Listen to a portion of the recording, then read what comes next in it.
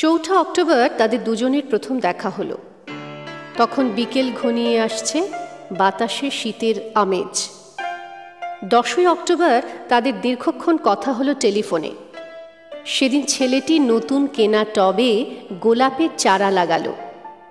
30শে October রেস্টুরেন্টের নিরালা কেবিনে ছেলেটি বলল, তোমাকে আমি ভালোবাসি। মেয়েটি লজ্জায় মাথা নিচু করে টেবিলে আঁকি বুকি কাটল। 12ই ডিসেম্বর গোলাপ গাছে কুঁড়ি ধরল। মেয়েটি রেস্টুরেন্টে ছেলেটিকে জিজ্ঞাসা করল, কেন ভালোবাসো আমায়? আমি সুন্দরী তাই? তোমার চেয়েও সুন্দরী আছে কত। আমার বাবার প্রচুর অর্থ তাই? তোমার বাবার চেয়েও বড়লোক এখানে কম আছে। তাহলে ভালোবাসি ভালোবাসি, তাহার আবার কারণ হয় নাকি? মেয়েটি বাড়ি ফিরে বন্ধুদের সঙ্গে টেলিফোনে অনেক আলোচনা করল। সবাই এক বাক্যে বুঝিয়ে দিল, ভালো যখন বাসে তখন একটা কিছু কারণ তো আছে বটেই, সেটা না বুঝে বেশি এগোস না। 3রা জানুয়ারি মেয়েটি বলল, আমার কাছে কি চাও? কই, চাইনি তো কিছু। ভালোবাসো অথচ চাও না, তাহলে? না চাহিলে যারে পাওয়া যায়। এ তো গান। শুধুই গান? তাছাড়া কি? কিছুই যদি না চাও তবে ভালোবাসো কেন? ভালোবাসি তাই ভালোবাসা দিতে চাই। চাইব কেন? তুমি সত্যি অদ্ভুত। 10ই ফেব্রুয়ারি দুজনে দেখা হলো মেট্রো স্টেশনে পাতালে। ছেলেটি বলল, আমি কাল সারা রাত বাঁশি বাজিয়েছি। সারা রাত সেই সুরের মায়াবী আলোয় তুমি নাচছিলে। অসামান্য অনন্য সে নাচ। কাল সারা রাত আমি ঘুমিয়েছি। আমি কিন্তু তোমার নাচই দেখে গেছি সারা রাত। তোমার বাঁশি একদিন শুনতে হবে। 12ই মার্চ ছেলেটি বাঁশি বাজালো। মেয়েটি শুনল। সময় থমকে থেমে রইল অনেকক্ষণ। বাঁশি যখন থামল, মেয়েটির দু চোখ ভরা জলে। বলল, বাঁশি শুনতে শুনতে আমার ঘুম এলো আবেশে। আমি দেখলাম আমি নাচছি মেঘের মাঝখানে, তারাদের পাশে। আমি নাচছি, আকাশে ফুলের গন্ধ। ডাক্তার আমায় বাঁশি বাজাতে নিষেধ করেছেন। সে কি, কেন? বাঁশি আমায় টেনে নিয়ে যায় স্বপ্নের মধ্যে। ডাক্তার বলেছে, স্বপ্ন দেখে দেখে আমার মস্তিষ্কের শিরা উপশিরায় জট পাকিয়ে যাচ্ছে। তাহলে ভাবছি। 16ই এপ্রিল মেয়েটি বলল, আমার বন্ধুরা বলেছে তুমি খুব ভালো, অসাধারণ, কিন্তু তুমি সৃষ্টি ছাড়া, তোমার স্বপ্ন সব অর্থহীন। আমি জানি। স্বপ্ন টপ্ন ছেড়ে দিতে পারো না তুমি? না। তাহলে তাহলে তুমি তো আমাকে হারাবে। তোমায় পাইনি তো কখনো। 5ই মে ছেলেটির মস্তিষ্কে অপারেশন হলো। একটু সুস্থ হতে মেয়েটি এসে বলল, ভালো আছো তো? এখন আর স্বপ্ন দেখছো না তো? দেখছি, আরও সুন্দর সব স্বপ্ন। তাহলে তো দেখছি অপারেশনটা আদৌ সফল হয়নি। বাড়ি ফিরে বন্ধুদের ফোন করলো মেয়েটি। বন্ধুরা এক বাক্যে বলল, বাঁশি বাজানো, স্বপ্ন দেখা সবই ব্যাকডেটেড, সৃষ্টি ছাড়া। তুই আর লোক পেলি না? তুই এত রূপসী, তোর এত উজ্জ্বল প্রসপেক্ট। ভালো যদি চাস তাহলে শিগগির বিয়ে করে ফেল তোর দাদার সেই বন্ধুকে। উনি তো শুনলাম কানাডাতে সেটেল করবেন। 7ই জুলাই মেয়েটি আবার জিজ্ঞাসা করল, তুমি সত্যি কি চাও বলো তো? তুমি আরো সার্থক, আরো সুন্দর হয়ে ওঠো, ব্যাস, আর কিছু না? আর চাই স্বপ্ন দেখতে। ও, স্বপ্ন তাহলে তুমি ছাড়তে পারবে না? না। তাহলে থাকো তুমি তোমার স্বপ্ন নিয়ে। 12ই অগস্ট গোলাপ গাছে ফুল ফুটল অনেক। সেদিন দুপুরে ছেলেটির মস্তিষ্কে আবার অপারেশন হলো। 13ই সেপ্টেম্বর ছেলেটি মারা গেল। 14ই সেপ্টেম্বর মেয়েটির শুভ বিবাহ সুসম্পন্ন হল কানাডাগামী পাত্রের সঙ্গে। 20শে সেপ্টেম্বর গোলাপ গাছটি হঠাৎ ঝড়ে উপড়ে গেল। সেদিন সন্ধ্যের বিমানে মেয়েটি হানিমুনে গেল। যাবার আগে বন্ধুদের বলে গেল, স্বপ্নের চেয়ে বাস্তব অনেক ভালো রে, অনেক মধুর। স্বপ্ন দেখে কেবল বোকারা। 4 অক্টোবর ছেলেটির মা ঝরে পড়া গোলাপ গাছটিকে সযত্নে তুলে ফেলে দিলেন। শূন্য টবে তখন কয়েকটা পোকা, কয়েকটা মাছি। আমি ঠিক জানি না ওগুলো পোকা, মাছি নাকি ছেলেটির স্বপ্ন। আমি ঠিক জানি না, ঠিক জানি না।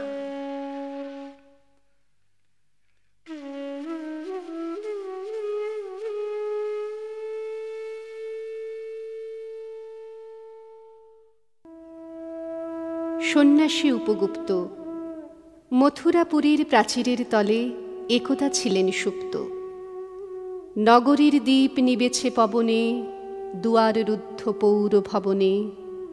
নিশীথের তারা শ্রাবণ গগনে, ঘন মেঘে অবলুপ্ত। কাহার নূপুর সিঞ্চিত পদ সহসা বাজিল বক্ষে। সন্ন্যাসী বর চমকি জাগিল, স্বপ্ন জরিমা পলকে ভাগিল। রূঢ় দ্বীপের আলোক লাগিল, ক্ষমা সুন্দর চক্ষে। নগরীর নটি চলে অভিসারে, যৌবন মদে মত্তা। অঙ্গে আঁচল সুনীল বরণ, রুনুঝুনু রবে বাজে আভরণ। সন্ন্যাসী গায়ে পড়িতে চরণ, থামিল বাসবদত্তা। প্রদীপ ধরিয়া হেরিল তাহার নবীন গৌরকান্তি। সৌম্য সহাস তরুণ বয়ান, করুণা কিরণে বিকচ নয়ান।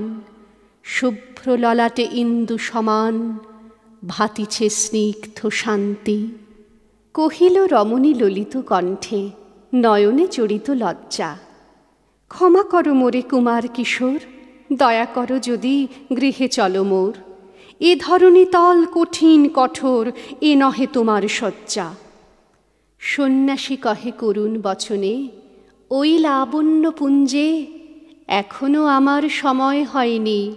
যেথায় চলেছ যাও তুমি ধনী, সময় যেদিন আসিবে আপনি যাইব তোমার কুঞ্জে। সহসা ঝঞ্ঝা তড়িৎ শিখায় মেলিল বিপুল আস্য। রমণী কাঁপিয়া উঠিল তরাসে, প্রলয় শঙ্খ বাজিল বাতাসে। আকাশে বজ্র ঘোর পরিহাসে, হাসিল অট্টহাস্য। বর্ষ তখনও হয় নাই শেষ, এসেছে চৈত্র সন্ধ্যা। বাতাস হয়েছে উতলা আকুল, পথতরু শাখে ধরেছে মুকুল। রাজার কাননে ফুটেছে বকুল, পারুল রজনীগন্ধা। অতি দূর হতে আসিছে পবনে বাঁশির মুদির মন্দ্র। জনহীন পুরী পুরবাসী সবে, গেছে মধুবনে ফুল উৎসবে। শূন্য নগরী নিরখী নীরবে, হাসিছে পূর্ণচন্দ্র। নির্জন পথে জ্যোৎস্নালোতে সন্ন্যাসী একা যাত্রী। মাথার উপরে তরু বিথিকার, কোকিল কুহরে উঠে বার বার। এতদিন পরে এসেছে কি তাঁর আজি অভিসার রাত্রি। নগর ছাড়ায় গেলেন দণ্ডী, বাহির প্রাচীর প্রান্তে। দাঁড়ালেন আসি পরিখার পারে, আম্রবনের ছায়ার আধারে। কেউই রমণী পড়ে একধারে, তাহার চরণ পান্তে। নিতারুণ রোগে মারিগুটিকায় ভরে গেছে তার অঙ্গ। রোগ মশি ঢালা কালী তনু তার, লয়ে প্রজাগণে পুরো পরিখার। বাহিরে ফেলেছে করি পরিহার, বিষাক্ত তার সঙ্গ। সন্ন্যাসী বসি আড়ষ্ট শির, তুলি নিল নিজ অঙ্কে। ঢালি দিল জল শুষ্ক আধারে, মন্ত্র পড়িয়া দিল শির পরে। লেপি দিল দেহ আপনার করে, শীত চন্দন পঙ্কে। ঝরিছে মুকুল কুজিছে কোকিল, যামিনী জোছনা মত্তা। কে এসেছ তুমি ওগো দয়াময়, শুধাইল নারী সন্ন্যাসী কয়, আজি রজনীতে হয়েছে সময়, এসেছি বাসবদত্তা।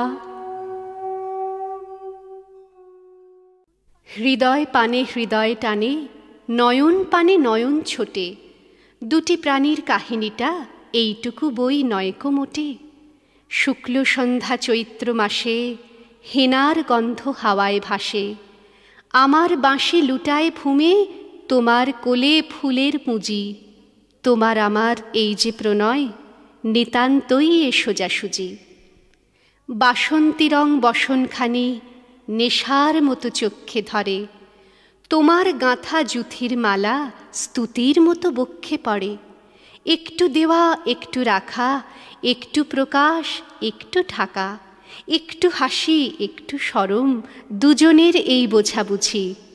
তোমার আমার এই যে প্রণয়, নিতান্তই এ সোজাসুজি। মধুমাসের মিলন মাঝে মহান কোনো রহস্য নেই, অসীম কোনো অবোধ কথা যায় না বেঁধে মনে মনেই। আমাদের এই সুখের পিছু ছায়ার মতো নাইকো কিছু, দোহার মুখে দোহে চেয়ে নাই হৃদয়ের খোঁজাখুঁজি। মধুমাসে মোদের মিলন, নিতান্তই এ সোজাসুজি। ভাষার মধ্যে তলিয়ে গিয়ে খুঁজি নে ভাই ভাষাতীত, আকাশ পানে বাহু তুলে চাহিনে ভাই আশাতীত। যেটুকু দিই যেটুকু পাই তাহার বেশি আর কিছু নাই, সুখের বক্ষ চেপে ধরে করিনে কেউ জোছাজুছি। মধুমাসে মোদের মিলন, নিতান্তই এ সোজাসুজি। শুনেছিনু প্রেমের পাথার, নাইকো তাহার কোনো দিশা। শুনেছিনু প্রেমের মধ্যে অসীম ক্ষুধা অসীম তৃষা। বিনার তন্ত্রী কঠিন টানে ছিঁড়ে পড়ে প্রেমের তানে। শুনেছিনু প্রেমের কুঞ্জে অনেক বাঁকা গলি ঘুঁজি। আমাদের এই দোহার মিলন, নিতান্তই এ সোজাসুজি। আমার সেই গল্পটা এখনো শেষ হয়নি, শোনো। পাহাড়টা আগেই বলেছি ভালোবেসেছিল মেঘকে, আর মেঘ কিভাবে শুকনো খটখটে পাহাড়টাকে বানিয়ে তুলেছিল ২৬ বছরের ছোকরা, সে তো আগেই শুনেছ। সেদিন ছিল পাহাড়টার জন্মদিন। পাহাড় মেঘকে বললে, আজ তুমি লাল শাড়ি পরে আসবে। মেঘ পাহাড়কে বললে, আজ তোমাকে স্নান করিয়ে দেব চন্দন জলে। ভালোবাসলে নারীরা হয়ে যায় নরম নদী, পুরুষেরা জ্বলন্ত কাঠ। সেইভাবেই মেঘ ছিল পাহাড়ের আলিঙ্গনের আগুনে, পাহাড় ছিল মেঘের ঢেউ জলে। হঠাৎ আকাশ জুড়ে বেজে উঠল ঝড়ের জগঝম্প। ঝাঁকড়া চুল উড়িয়ে ছিনতাইয়ের ভঙ্গিতে ছুটে এলো এক ঝাঁক হাওয়া। মেঘের আঁচলে টান মেরে বললে, ওঠ ছুরি, তোর বিয়ে। এখনো শেষ হয়নি গল্পটা। বজ্রের সঙ্গে মেঘের বিয়েটা হয়ে গেল ঠিকই, কিন্তু পাহাড়কে সে কোনো দিনই ভুলতে পারল না। বিশ্বাস না হয় তো চিরে দেখতে পারো পাহাড়টার হাড় পাঁজর, ভিতরে থই থই করছে শত ঝর্ণার জল। আমি যখন ছোট ছিলাম খেলতে যেতাম মেঘের দলে। একদিন এক মেঘপালিকা প্রশ্ন করল কৌতূহলে, এই ছেলেটা নাম কি রে তোর? আমি বললাম, ফুসমন্তর। মেঘপালিকা রেগেই আগুন, মিথ্যে কথা, নাম কি অমন হয় কখনো? আমি বললাম, নিশ্চয়ই হয়, আগে আমার গল্প শোনো। সে বলল, শুনবো না, যা। সেই তো রানী, সেই তো রাজা, সেই তো একই ঢাল তলোয়ার, সেই তো একই রাজার কুমার পক্ষীরাজে, শুনবো না আর, ওসব বাজে। আমি বললাম, তোমার জন্য নতুন করে লিখবো তবে। সে বলল, সত্যি লিখবি? বেশ, তাহলে মস্ত করে লিখতে হবে, মনে থাকবে, লিখেই কিন্তু আমায় দিবি। আমি বললাম, তোমার জন্য লিখতে পারি এক পৃথিবী। লিখতে লিখতে লেখা যখন সবে মাত্র ২-৪ পাতা, হঠাৎ তখন ভূত চাপলো আমার মাথায়। খুঁজতে খুঁজতে চলে গেলাম ছোটবেলার মেঘের মাঠে। গিয়েই দেখি চেনা মুখ তো একটিও নেই এ তল্লাটে। একজনকে মনে হলো ওরই মধ্যে অন্য রকম। এগিয়ে গিয়ে বলি তাকেই, তুমি কি সেই মেঘবালিকা? তুমি কি সেই? সে বলেছে, মনে তো নেই, আমারও সব মনে তো নেই। আমি বললাম, তুমি আমায় লেখার কথা বলেছিলে। সে বলল, সঙ্গে আছে, ভাসিয়ে দাও গায়ের ঝিলে। আর হ্যাঁ শোনো, এখন আমি মেঘ নই, আর সবাই এখন বৃষ্টি বলে ডাকে আমায়। বলেই হঠাৎ এক পশলায় চুল থেকে নখ আমায় পুরো ভিজিয়ে দিয়ে অন্য অন্য বৃষ্টি বাদল সঙ্গে নিয়ে মিলিয়ে গেল খরস্রোতায়, মিলিয়ে গেল দূরে কোথায়, দূরে দূরে। বৃষ্টি বলে ডাকে আমায়, বৃষ্টি বলে ডাকে আমায়। আপন মনে বলতে বলতে আমি কেবল বসে রইলাম ভিজে একসা কাপড় জামায়। গাছের তলায় বসে রইলাম। বৃষ্টি নাকি মেঘের জন্য? এমন সময় অন্য একটি বৃষ্টি আমায় চিনতে পেরে বলল, তাতে মন খারাপের কি হয়েছে? যাও, ফিরে যাও, লেখো আবার। এখন পুরো বর্ষা চলছে, তাই আমরা সবাই এখন নানান দেশে ভীষণ ব্যস্ত। তুমিও যাও, মন দাওগে তোমার কাজে। বর্ষা থেকে ফিরে আমরা নিজেই যাব তোমার কাছে। এক পৃথিবী লিখবো আমি, এক পৃথিবী লিখবো বলে ঘর ছেড়ে সেই বেরিয়ে গেলাম। ঘর ছেড়ে সেই ঘর বাঁধলাম গহন বনে, সঙ্গী শুধু কাগজ কলম। একাই থাকবো, একাই দুটো ফুটিয়ে খাবো। দু এক মুঠো ধুলো বালি, যখন যারা আসবে মনে তাদের লিখবো, লিখেই যাব। এক পৃথিবীর 100 রকম স্বপ্ন দেখার সাধ্য থাকবে যে রূপকথার, সে রূপকথা আমার একার। ঘাড় গুঁজে দিন লিখতে লিখতে, ঘাড় গুঁজে রাত লিখতে লিখতে, মুছেছে দিন মুছেছে রাত। যখন আমার লেখবার হাত অসাড় হলো, মনে পড়ল সাল কি তারিখ, বছর কি মাস, সেসব হিসেব আর ধরিনি। লেখার দিকে তাকিয়ে দেখি এক পৃথিবী লিখব বলে একটা খাতাও শেষ করিনি। সঙ্গে সঙ্গে ঝমঝমিয়ে বৃষ্টি এলো খাতার উপর, আজীবনের লেখার উপর। বৃষ্টি এলো এই অরণ্যে, বাইরে তখন গাছের নিচে নাচছে ময়ূর আনন্দিত। এ গাছ ও গাছ উঠছে পাখি, বলছে পাখি, এই অরণ্যে কবির জন্যে আমরা থাকি। বলছে ওরা, কবির জন্যে আমরা কোথাও, আমরা কোথাও, আমরা কোথাও হার মানিনি। কবি তখন কুটির থেকে তাকিয়ে আছে অনেক দূরে, বনের পরে, মাঠের পরে, নদীর পরে, সেই যেখানে সারা জীবন বৃষ্টি পড়ে, বৃষ্টি পড়ে। সেই যেখানে কেউ যায়নি, কেউ যায় না কোনো দিনই। আজ সে কবি দেখতে পাচ্ছে সেই দেশে সেই ঝর্ণা তলায় এদিক ওদিক ছুটে বেড়ায় সোনায় মোড়া মেঘ হরিণী, কিশোর বেলার সেই হরিণী।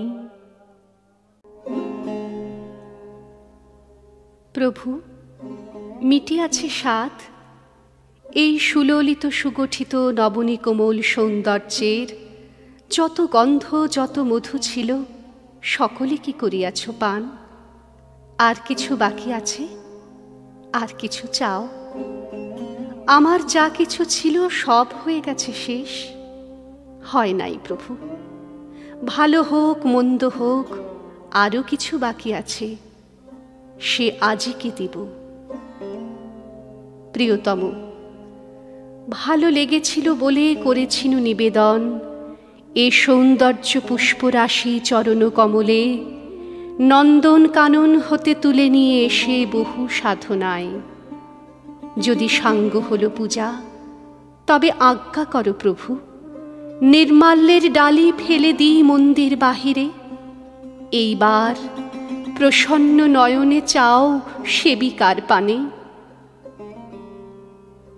যে ফুলে করেছি পূজা, নহি আমি কভু সে ফুলের মতো প্রভু, এত সুমধুর, এত সুকোমল, এত সম্পূর্ণ সুন্দর। দোষ আছে, গুণ আছে, পাপ আছে, পুণ্য আছে, কত দৈন্য আছে, আছে আজন্মের কত অতৃপ্ত তিয়াসা। সংসার পথের পান্থ, ধূলিলিপ্ত বাস, বিক্ষত চরণ, কোথা পাব কুসুম লাবণ্য, দুদণ্ডের জীবনের অকলঙ্ক শোভা? কিন্তু আছে অক্ষয় অমর এক রমণী হৃদয়। দুঃখ, সুখ, আশা, ভয়, লজ্জা, তুৎপলতা, ধূলিময়ী ধরণীর কোলের সন্তান, তার কত ভ্রান্তি, তার কত ব্যথা, তার কত ভালোবাসা মিশ্রিত জড়িত হয়ে আছে একসাথে। আছে এক সীমাহীন অপূর্ণতা, অনন্ত মহৎ। কুসুমের সৌরভ মিলায় থাকে যদি, এইবার সেই জন্ম জন্মান্তের সেবিকার পানে চাও। আমি চিত্রাঙ্গদা, রাজেন্দ্র নন্দিনী। হয়তো পড়িবে মনে সেই একদিন, সেই সরোবর তীরে শিবালয়ে দেখা দিয়েছিল এক নারী, বহু আভরণে ভারাক্রান্ত করি তার রূপহীন তনু। কি জানি কি বলেছিল নির্লজ্জ মুখরা, পুরুষেরে করেছিল পুরুষ প্রথায় আরাধনা, প্রত্যাখ্যান করেছিলে তারে। ভালোই করেছ, সামান্য সে নারী রূপে গ্রহণ করিতে যদি তারে অনুতাপ বিধিত তাহার বুকে আমরণ কাল। প্রভু, আমি সেই নারী, তবু আমি সেই নারী নহি, সে আমার হীন ছদ্মবেশ। তারপরে পেয়েছিনু বসন্তের বরে বর্ষকাল অপরূপ রূপ, দিয়েছিনু শ্রান্ত করি বীরের হৃদয় ছলনার ভারে, সেও আমি নহি। আমি চিত্রাঙ্গদা, দেবী নহি, নহি আমি সামান্যা রমণী। পূজা করে রাখিবে মাথায়, সেও আমি নই। অবহেলা করি পুষিয়া রাখিবে পিছে, সেও আমি নহি। যদি পার্শ্বে রাখো মোরে সংকটের পথে, দুরূহ চিন্তার যদি অংশ দাও, যদি অনুমতি করো কঠিন ব্রতের তব সহায় হইতে, যদি সুখে দুঃখে মোরে করো সহচরী, আমার পাইবে তবে পরিচয়। গর্ভে আমি ধরেছি যে সন্তান তোমার, যদি পুত্র হয়, শৈশব বীর শিক্ষা দিয়ে দ্বিতীয় অর্জুন করি তারে একদিন পাঠাইয়া দিব যবে পিতার চরণে, তখন জানিবে মোরে প্রিয়তম। আজ শুধু নিবেদি চরণে, আমি চিত্রাঙ্গদা, রাজেন্দ্র নন্দিনী। কৃষ্ণ ভুলবার পর সবাই ভুলেছে তোকে, কেউ আর মনেও রাখেনি। গোঠে মাঠে বাটে ধবলি চড়াই রাই, তোমার প্রেমের কি বা জানি। সত্যি কিছু জানত না তো সে, শুধু শিকারের লোভে, শুধু জয়ের নেশায় এসেছিল। কত তার কাকুতি মিনতি, কত তার রাজ্যপাট মথুরা বিলাস, কত তার বৃন্দা সখী সত্যভামা রুক্মিণী সুন্দরী। তার জীবন যাপন জুড়ে জেগে ওঠে ঐশ্বর্যের অদ্ভুত নাটক। তারপর তোর কি যে হলো, প্রবঞ্চিত সর্বহারা একাকী নায়িকা। তোকে ভুলে, তোকে ফেলে সে তো বেশ রাজঅধিরাজ সেজে মহাকাব্যটির প্রধান পুরুষ হয়ে প্রচণ্ড প্রতাপে বেঁচে আছে আজও। বাঁশির প্রতাপে তুই ভেসে ভেসে, সুরের সম্মোহে তুই ভেসে গিয়েছিলি সরলা ঘোষিত। প্রাপ্তির নেশায় তুই কোনোদিন আপন আঁচলখানি বিজয় পতাকা করে ওড়াসনি। রাজার নন্দিনী, রাজার দুলালি তুই, তোর কোনো রাজ্যপাট নেই। শুধু কানু, ভুল কানু, ভুল নায়কের জন্য তোর সত্য কান্না, সত্যকার চূড়ান্ত আবেগ রয়ে গেছে আজও। তোকে আর কেউ খুঁজে পায়নি রাধিকা, তোর জন্য কষ্ট হয়, তোর জন্য মায়া হয়, তোর ওপর ক্রোধ হয় খুব। কৃষ্ণ ভোলবার পর, কি তোর রইল মেয়ে, কে তোর রইল বলার? কৃষ্ণ কি কোনোদিন ঠিকঠাক নিয়েছিল তোকে? আপন মোহিনী শক্তির কাছে নত জানু, কি বিপুল শক্তিতে সে অধিকার করে নিতে পারে রমণী হৃদয়, এই সত্য জেনে নিতে সে এসেছিল তোর কাছে। আর তুই বোকা মেয়ে, তাকে জীবনের শ্রেষ্ঠ পাওয়া মনে করে ঘর ছেড়ে বর ছেড়ে ভেসেছিলি পথে পথে, পথে ও বিপথে। তোকে ফেলে সে গিয়েছে মোহন বাঁশিটি নিয়ে নতুন নগরে। তার যুবতী মোহন রূপ দেখে মুগ্ধ হয়ে আবিশ্ব ভারত আজও। বলো বড়ু চণ্ডীদাস, বলো বিদ্যাপতি, বলো জ্ঞানদাস, শ্রীদাস, সুদাম সখা, বলরাম দাস, কেউ কিছু জানো নাকি তার কথা? তার কথা, রাধিকার কথা? মেঘ বলতে আপত্তি কি? বেশ, বলতে পারি। ছাদের ওপর মেঘ দাঁড়াতো ফুল পিসিমার বাড়ি। গ্রীষ্ম ছুটি চলছে তখন। তখন মানে কবে? আমার যদি 14, মেঘের 16-17 হবে। ছাদ থেকে হাতছানি দিত, ক্যারাম খেলবি আয়। সারা দুপুর কাহা তোকার ক্যারাম খেলা যায়, সেই জন্যই জোচ্চুরি হয়। হ্যাঁ, জোচ্চুরি হতো। আমার যদি 14, মেঘের 15-16 মতো। ঘুরিয়ে দিতে জানতো খেলা শক্ত ঘুঁটি পেলে, জায়গা মতো সরিয়ে নিত আঙুল দিয়ে ঠেলে। শুধু আঙুল, বোর্ডের ওপর লম্বা ফ্রকের ঝুল ঝপাং ফেলে ঘটিয়ে দিত ঘুঁটির দিক ভুল। এইখানে না ওখানে, এইটা না ওটা, ঝাঁপিয়ে পড়ে ছিনিয়ে নিল ঘুঁটির বাক্সটা। ঘুঁটিরও সেই প্রথম মরণ। প্রথম মরা মানে বুঝবে শুধু তারাই যারা ক্যারাম খেলা জানে। চলেও গেল কদিন পরেই, মেঘ যেমন যায়। কাঠফাটা রোদ দাঁড়িয়ে পড়ল মেঘের জায়গায়।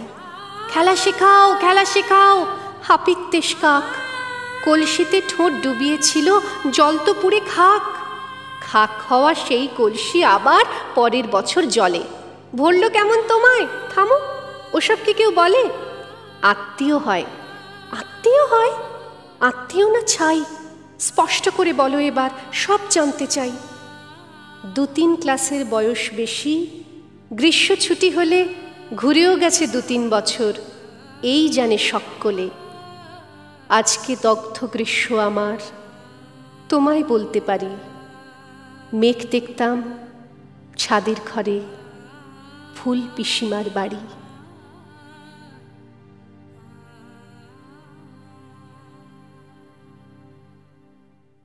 সে চেয়েছিল একটি সত্যিকারের প্রেমের কবিতা লিখতে। তার তো একটাই জীবন।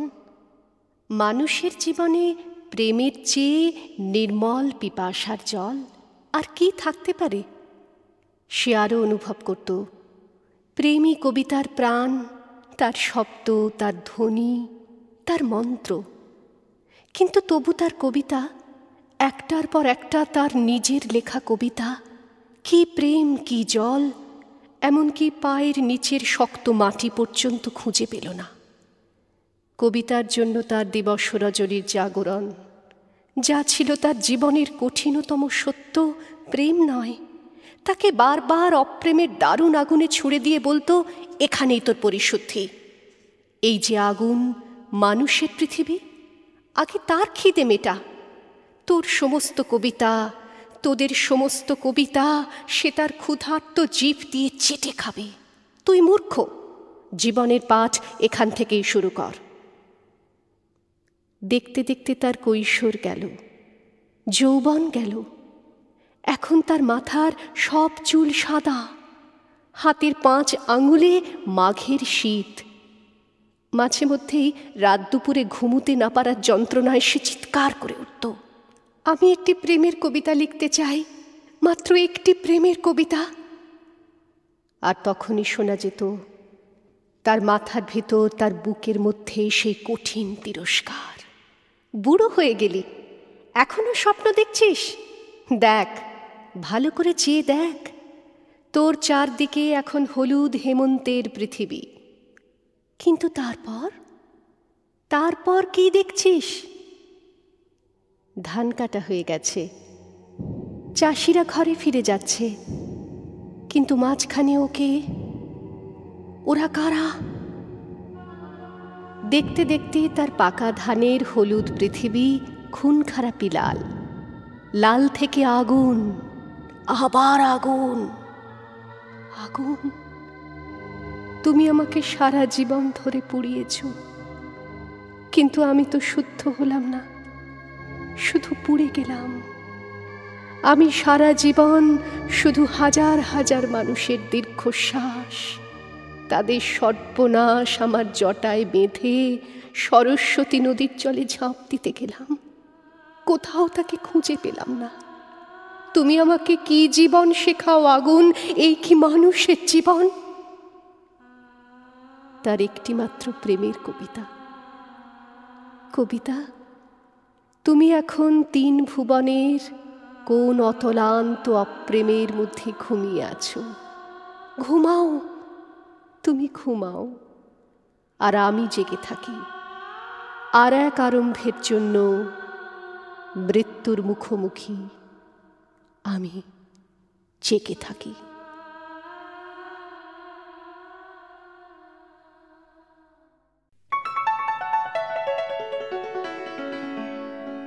আমার ভালোবাসার কোনো জন্ম হয় না, মৃত্যু হয় না, কেননা আমি অন্যরকম ভালোবাসার হীরের গয়না শরীরে নিয়ে জন্মেছিলাম।